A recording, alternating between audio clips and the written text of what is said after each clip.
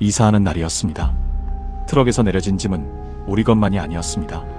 더 충격적인 건 남편이 전혀 놀라지 않았다는 것이었습니다. 어떻게 이런 일이 생겼는지 말씀드리겠습니다. 김서현은 38배 결혼 3년 차였습니다. 처음 결혼할 때 서현이 남편 이동현에게 딱 하나만 부탁했습니다. 시어머니와 따로 살자고. 동현은 당연하다고 했습니다. 자기도 그게 맞다고 생각한다고 했습니다. 서현은 그 말을 믿었습니다. 동현은 나쁜 사람이 아니었습니다. 성실했고 말이 없었고 가정에 충실했습니다. 다만 한 가지 문제가 있었습니다. 어머니 앞에서는 아무것도 결정하지 못했습니다. 식당을 고르는 것도, 명절 일정을 잡는 것도, 집을 어디로 구할 것인지도 어머니가 한마디 하면 말이 없어졌습니다. 서현은 그게 결혼 첫 해부터 보였지만 크게 문제 삼지 않았습니다. 시어머니가 특별히 선을 넘는 사람이 아니었기 때문입니다. 시어머니 홍미숙은 겉으로는 조용한 사람이었습니다. 목소리를 높이는 법이 없었고 며느리에게 직접적으로 뭔가를 요구하는 일도 드물었습니다. 그런데 이상하게 항상 당신 뜻대로 됐습니다. 명절이 시댁으로 정해지는 것도, 가족 여행 날짜가 미숙이 편한 날로 잡히는 것도, 크고 작은 결정들이 늘 그쪽 방향으로 흘렀습니다. 서현은 처음엔 그냥 그런 집안인가 보다 했습니다. 그런데 3년이 지나면서 알게 됐습니다. 미숙은 절대 소리를 지르지 않았지만 동현이 어머니 말을 거역하지 못한다는 걸 정확히 알고 있었습니다. 그리고 그걸 이용했습니다. 결혼 3년 차 봄이었습니다. 시어머니가 살던 아파트에 재개발 소식이 났습니다.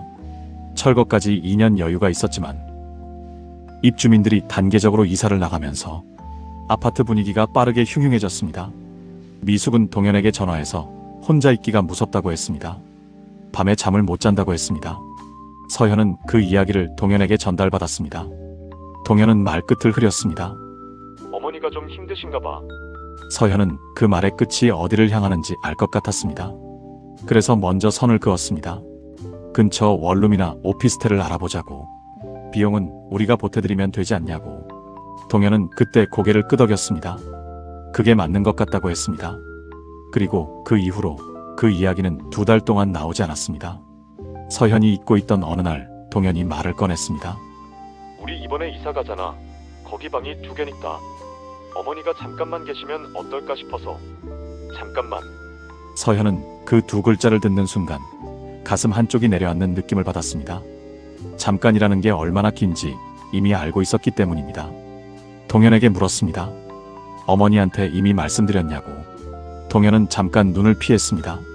그냥 어떻게 생각하냐고 먼저 물어보려고 했다고 했습니다. 서현은 그 말이 사실이 아니라는 걸 알았습니다.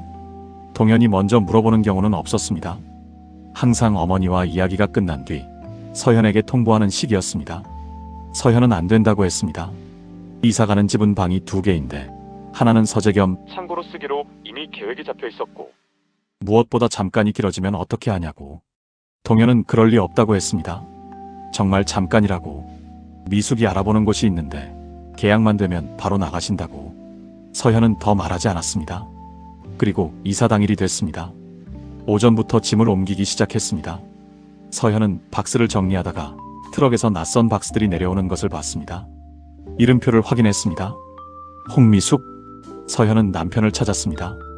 동현은 짐을 나르던 손을 멈추지 않으며 말했습니다. 일단 여기 두고 금방 나가신다고 했어. 금방. 서현은 아파트 복도에 서서 시어머니 짐이 하나씩 들어오는 걸 바라봤습니다. 반박할 타이밍을 놓쳤습니다. 이미 짐이 들어오고 있었으니까요. 동현은 그걸 알고 이사 당일을 택한 것이었습니다. 미숙은 그날 저녁 짐과 함께 들어왔습니다. 서현에게 수고했다고 했습니다. 목소리가 조용하고 부드러웠습니다. 고맙다는 말도 했습니다. 서현은 아무 말도 하지 못했습니다. 밤에 동현에게 물었습니다. 언제 나가시냐고. 동현은 한 달 안에는 정리가 될 거라고 했습니다. 서현은 그 한 달이라는 말을 들으며 천장을 바라봤습니다. 한 달이 지났습니다. 시어머니는 나가지 않았습니다. 동현에게 물었습니다. 알아보고 있다고 했습니다. 마음에 드는 곳이 없다고 했습니다. 서현은 그 말을 들으며 아무 표정도 짓지 않았습니다. 예상했던 일이었습니다. 2달이 지났습니다. 미숙은 그 사이 조금씩 달라졌습니다. 처음엔 자기 방에서 주로 지냈습니다. 밥도 혼자 간단하게 해결하는 날이 많았습니다. 서현은 그게 오히려 다행이었습니다. 그런데 2달이 넘어가면서 부엌에 있는 시간이 늘었습니다. 냉장고 정리를 새로 했습니다. 서현이 사다 놓은 물건들이 위치가 바뀌어 있었습니다. 처음엔 눈치채지 못했다가 한 번, 2번 겹치면서 알게 됐습니다. 서현이 퇴근하면 미숙이 밥을 차려놓는 날이 생겼습니다. 처음엔 고마웠습니다. 그런데 계속되면서 이상했습니다. 고맙다고 해야 할 것 같은 분위기가 만들어졌습니다. 마치 이 집에서 미숙이 살림을 맡은 사람인 것처럼. 서현이 주방에 들어서면 미숙이 먼저 자리를 잡고 있었습니다. 동현은 그게 좋은 거라고 했습니다. 어머니가 집에 계시니까 밥도 차려주시고 좋지 않냐고. 서현은 그 말을 듣고 뭔가 말하려다가 입을 닫았습니다. 어디서부터 어떻게 설명해야 할지 몰랐습니다. 3달이 됐을 때 서현이 동현에게 다시 말했습니다. 이제 진짜로 나갈 곳을 정해야 하지 않겠냐고. 동현은 어머니가 요즘 몸이 좀 안 좋으시다고 했습니다. 좋아지시면 바로 알아보신다고 했습니다. 서현은 그 말의 패턴을 알았습니다. 핑계는 항상 바뀌었습니다. 마음에 드는 곳이 없다. 계약 조건이 안 맞는다. 몸이 안 좋다. 그런데 결론은 항상 같았습니다. 아직이라는 것이었습니다. 서현은 직접 미숙에게 물어보기로 했습니다. 어머니 요즘 어떤 동네로 알아보고 계세요? 미숙은 잠깐 서현을 봤습니다. 그리고 자연스럽게 말했습니다. 급하게 나갈 것도 없잖아. 여기 불편한 거 있어? 급하게 나갈 것도 없다. 서현은 그 말이 오래 남았습니다. 급하지 않다는 건 나갈 생각이 없다는 뜻이었습니다.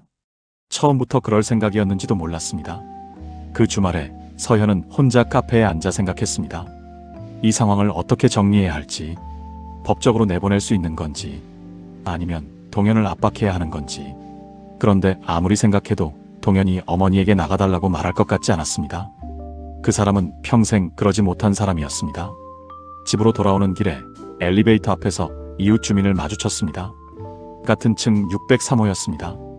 이사 온 뒤 몇 번 마주쳐서 얼굴은 아는 분이었습니다. 그분이 먼저 말을 걸었습니다. 어머님이 오셨어요. 같이 사세요. 서현은 잠깐 계신다고 했습니다. 그분은 고개를 끄덕이며 말했습니다. 아, 재개발 보상 나오면 나가시려는 거구나. 꽤 많이 나온다던데. 서현은 그 자리에서 멈췄습니다. 재개발 보상. 집에 들어오자마자 핸드폰을 들었습니다. 재개발 보상금을 검색했습니다. 미숙이 살던 아파트 단지 이름을 넣었습니다. 관련 기사가 여럿 나왔습니다. 입주민당 보상금 규모가 적혀 있었습니다. 서현은 그 숫자를 보며 한동안 화면에서 눈을 떼지 못했습니다. 충분했습니다. 전세를 구하고도 남는 금액이었습니다. 그렇다면 미숙이 전세를 구하지 못하는 게 아니었습니다. 구하지 않고 있는 것이었습니다. 그리고 동현은 그걸 알고 있을 가능성이 높았습니다. 서현은 핸드폰을 내려놓고 거실을 바라봤습니다. 미숙이 가져온 화분이 창가에 놓여 있었습니다. 언제부터인가 생긴 것이었습니다. 서현이 산 것이 아니었습니다. 처음부터 나갈 생각이 없었다면, 그리고 동현이 그걸 알고 있었다면, 서현은 그 생각의 끝이 어디까지 닿는지 알 것 같았습니다. 그날 밤 동현이 퇴근에 들어왔습니다. 서현은 소파에 앉아 기다리고 있었습니다. 동현은 서현의 표정을 보더니 뭔가 감지했는지 먼저 말했습니다. 왜? 무슨 일 있어? 서현은 핸드폰 화면을 동현에게 내밀었습니다. 재개발 보상금 기사였습니다. 동현은 그 화면을 보고 아무 말도 하지 않았습니다. 그 침묵이 답이었습니다. 서현은 동현에게 직접 물었습니다. 어머니 보상금 나오는 거 알고 있었냐고. 동현은 잠깐 망설이다가 말했습니다. 알긴 아는데 아직 확정된 것도 아니고 어머니가 그걸로 어떻게 하실지는 어머니 결정이잖아. 어머니 결정. 서현은 그 말을 들으며 이 대화를 더 이어가는 게 의미 없다는 걸 알았습니다. 동현은 어머니 편이었습니다. 지금도 앞으로도. 서현은 다른 방법을 찾아야 했습니다. 서현은 다음날 혼자 움직이기 시작했습니다. 동현이 출근한 뒤 미숙도 산책을 나간 사이 서현은 노트북을 켰습니다. 먼저 미숙이 살던 아파트의 재개발 보상금 자료를 꼼꼼히 뒤졌습니다. 전날 밤 검색했을 때보다 더 구체적인 숫자들이 나왔습니다. 조합원 분양가, 이주비, 추가 보상금. 항목이 여러 개였고 합산하면 상당한 금액이었습니다. 서현은 그 숫자들을 메모했습니다. 그리고 현재 이 동네 전세 시세를 찾아봤습니다. 미숙이 쓸만한 크기의 빌라나 소형 아파트 전세가를 몇 군데 비교했습니다. 보상금으로도 충분하고 남았습니다. 빌라 전세라면 보증금을 내고도 여유 자금이 생기는 금액이었습니다. 그렇다면 미숙이 나가지 않는 건 돈이 없어서가 아니었습니다. 처음부터 나갈 마음이 없었던 것이었습니다. 그리고 동현이 그걸 알면서 잠깐만이라는 말로 서현을 설득한 것이었습니다. 서현은 그 다음 단계로 넘어갔습니다. 동현 핸드폰 청구서를 꺼냈습니다. 지난 몇 달치였습니다. 미숙과의 통화 내역을 날짜별로 훑었습니다. 서현이 동현에게 처음 이사 이야기를 꺼내던 시점 즈음 미숙과의 통화가 유독 길었습니다. 하루에 2번씩 통화한 날도 있었습니다. 그리고 이사 날짜가 확정되던 주에 가장 긴 통화가 있었습니다. 40분이었습니다. 서현이 모르는 사이에 모든 게 정해져 있었습니다. 점심때 미숙이 돌아왔습니다. 서현은 노트북을 닫고 부엌에서 커피를 끓였습니다. 미숙은 거실에 앉아 텔레비전을 켰습니다. 평화로운 오후였습니다. 그 평화로움이 서현에게는 오히려 더 무거웠습니다. 서현은 그날 오후 지인 변호사에게 문자를 보냈습니다. 시어머니가 집에 들어와 살고 있는데 법적으로 내보낼 방법이 있냐고. 변호사는 전화로 설명해 줬습니다. 임차인이 아닌 이상 법적 강제 퇴거는 어렵다고 했습니다.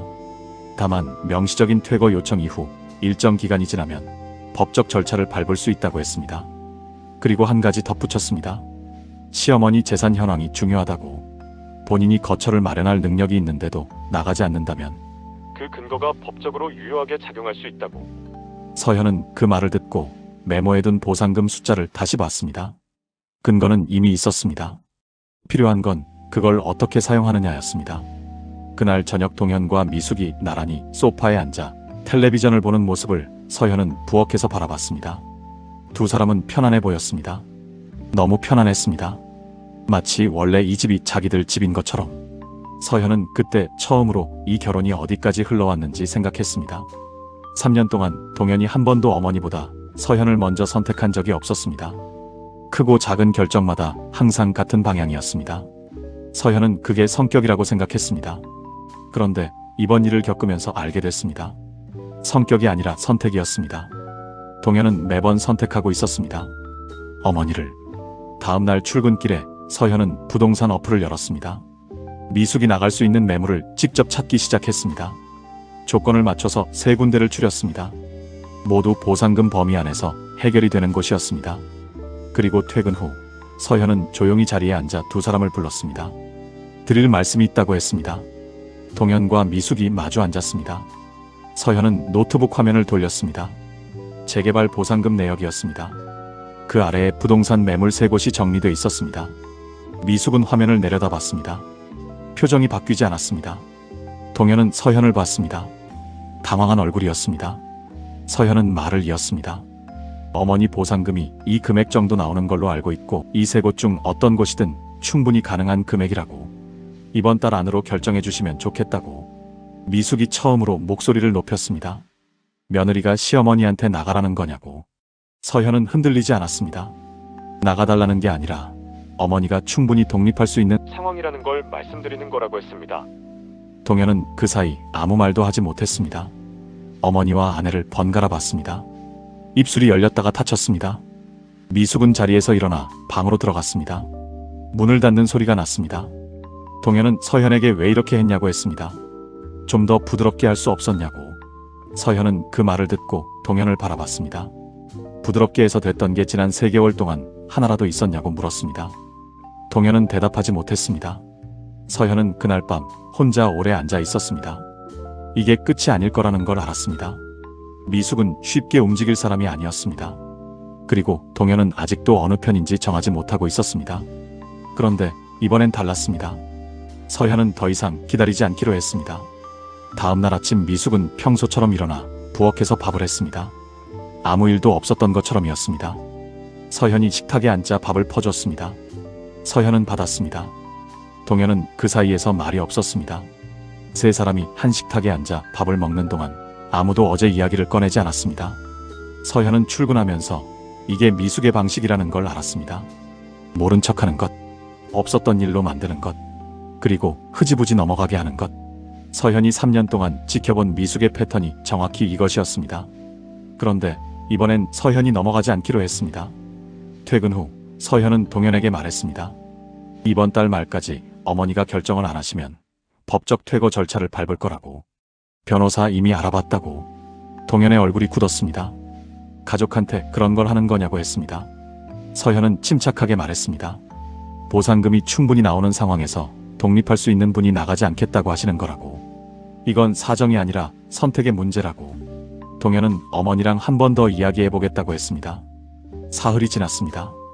동현이 서현에게 말했습니다. 어머니가 보상금이 나오면 바로 나가시겠다고 하셨다고. 언제 나오는지 아직 확정이 안 됐다고. 서현은 그 자리에서 노트북을 열었습니다. 재개발조합 홈페이지를 찾아 이주비 지급 일정을 확인했습니다. 이미 일부 세대에 이주비가 지급됐다는 공지가 올라와 있었습니다.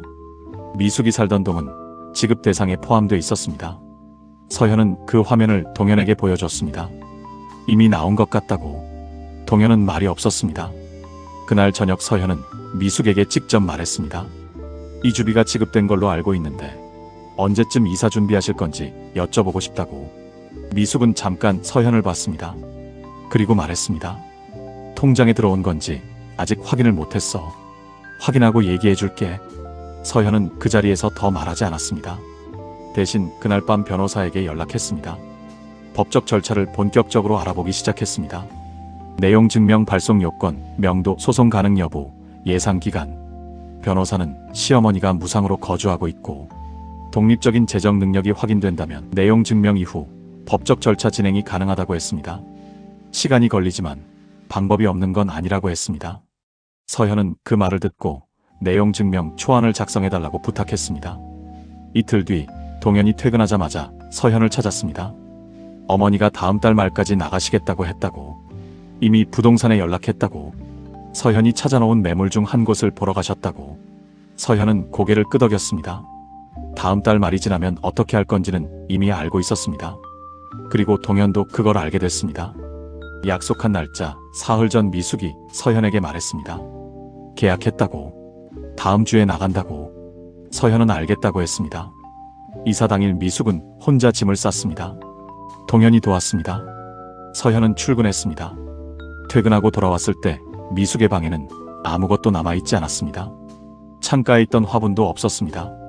서현은 그 방에 잠깐 서 있었습니다. 4개월이었습니다. 동현이 옆에 왔습니다. 미안하다고 했습니다.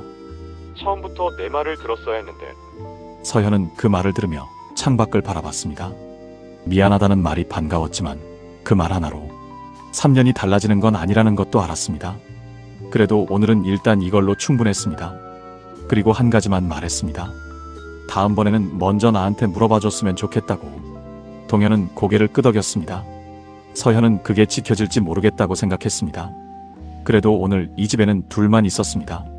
오랜만에. 서현은 그날 밤 혼자 생각했습니다. 처음 이 집으로 이사 오던 날 트럭에서 낯선 박스들이 내려오는 걸 보며 멈췄던 그 순간이 떠올랐습니다. 그때 서현은 아무 말도 못했습니다.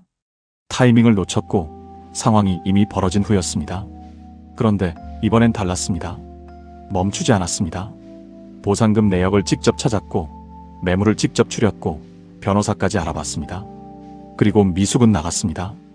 결혼 생활에서 참는 게 미덕인 줄 알았던 시절이 있었습니다. 그런데 3년을 지내면서 배운 게 하나 있었습니다. 참으면 끝나는 게 아니라 더 많이 들어온다는 것이었습니다. 서현은 다음날 아침 일어나 커피를 끓였습니다. 혼자였습니다. 부엌이 넓게 느껴졌습니다. 창가에 화분 자리가 비어 있었습니다.